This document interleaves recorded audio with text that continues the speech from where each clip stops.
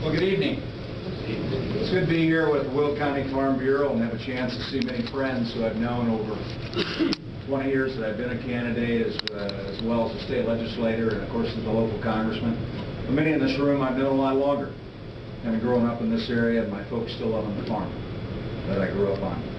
I want to thank the Farm Bureau because as I look back over the last 18 years that I've been in the State House of Representatives, as well as in the Congress, I've had the privilege of being recognized as a friend of agriculture every year that I've served in the legislature as well in the Congress.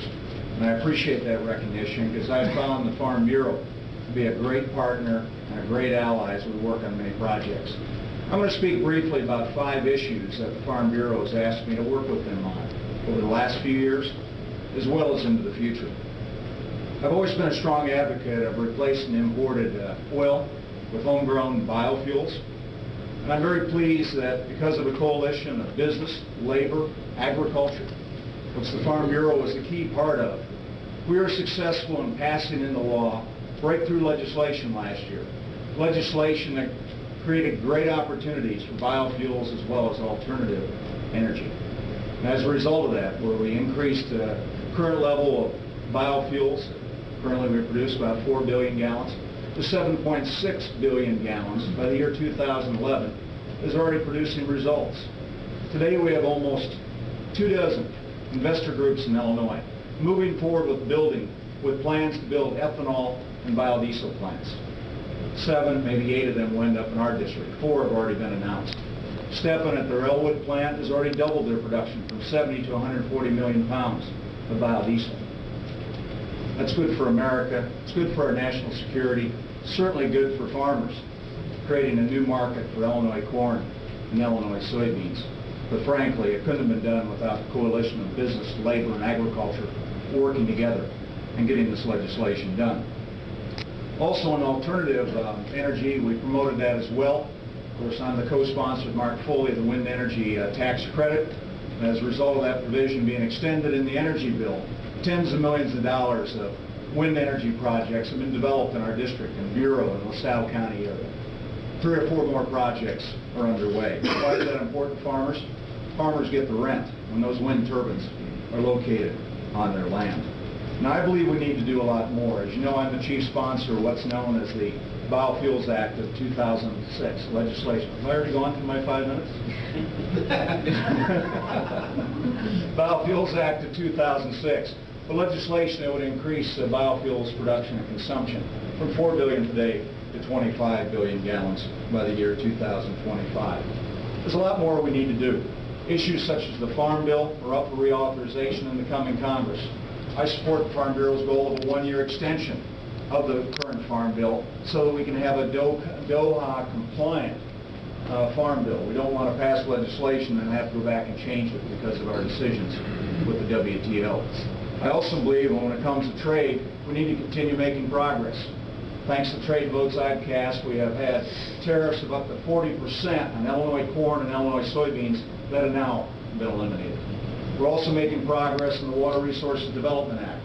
And again, I want to commend the Farm Bureau for working with business and also the building trades, because we have succeeded in passing out of the House legislation that would provide up to $1.5 billion in funding for rebuilding locks and dams. It says if we fail to do this, by the year 2020, it could cost us an additional 18 to 20 cents a bushel to export corn. And we're competing with the Brazilians, the Argentinians, and other nations in this hemisphere. We want to make sure we have cost-effective transportation.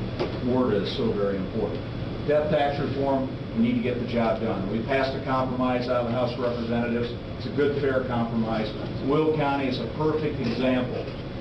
Because of the value of Will County land, the grandpa passes away, the grandkids have to sell part of the land just to pay the death tax. It's not being sold to another farmer. It's being sold to developers. We lose that farm land forever. I've enjoyed working with the Farm Bureau. Thank you for the hospitality tonight. It's good to be with a lot of local officials as well. Thank you very much.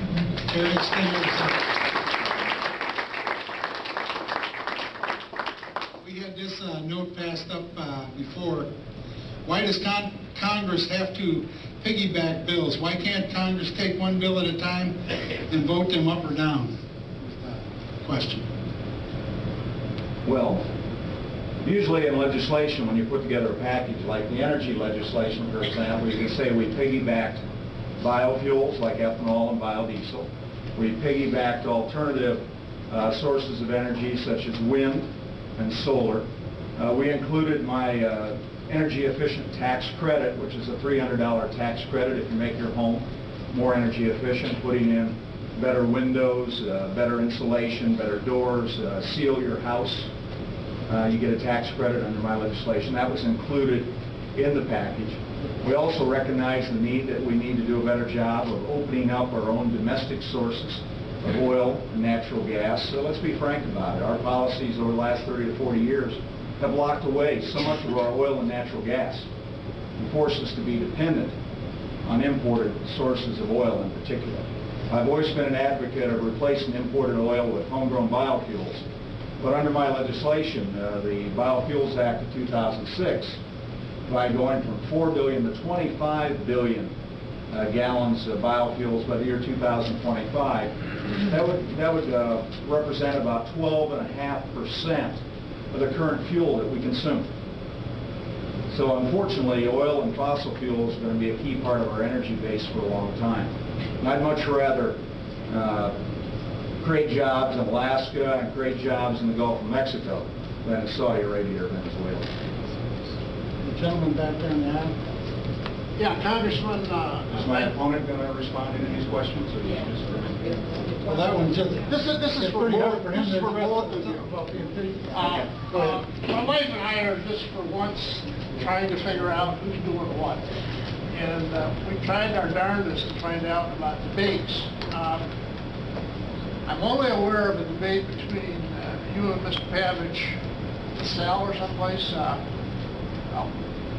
Are you willing to debate him, and is he willing to debate you, say, the Joliet area, you know, all over the district? We've got a big district. You know, frankly, I'm not willing to drive over there and listen.